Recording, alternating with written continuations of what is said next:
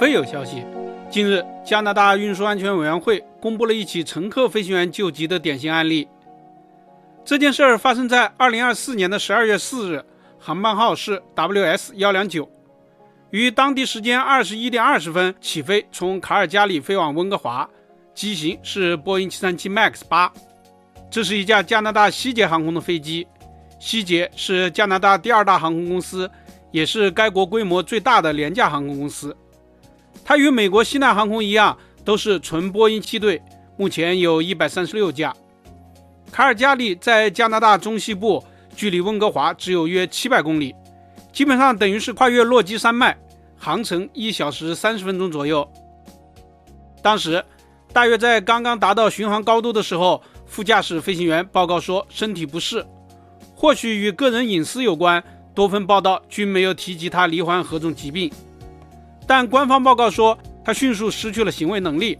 估计是疼痛难忍或者头昏眼花之类的。当时正好有一名乘客也是飞行员，于是大家将副驾驶转移到了客舱照顾，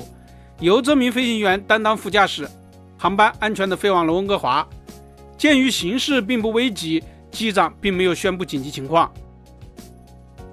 现代化民航客机采用双人制驾驶舱，一人失能时，另一人能够掌控全局。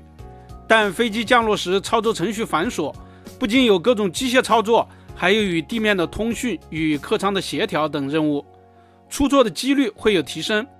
因此如果有匹配的飞行员协助，同样等于救了大家的性命。就算没有与该机型匹配的飞行员，如果驾驶过轻型飞机，懂得如何与地面沟通，甚至是资深飞友熟悉模拟驾驶的，也能够大大减轻当值飞行员的负担。欧美等发达国家民航从业人员比例比较高，拥有各类飞行资质的人数也比较多，航空文化也都比较发达，对于类似事件的处置也都能起到较好的作用。目前还不清楚挺身而出的乘客飞行员是否也来自希捷航空，还是购票飞行、候补搭乘，或者是通勤加机组。总之这件事比较完美，批评的声音不多。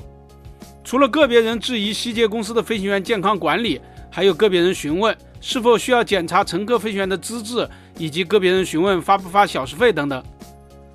处理此事的标准程序当然还是由机长一人驾驶落地，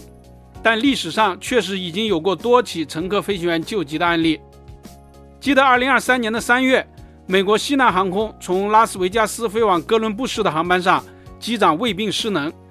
一位另一家航空公司的飞行员进入驾驶舱协助处理通信工作，飞机于1小时17分后成功的返航拉斯维加斯。本期咱们就聊到这里，下期见。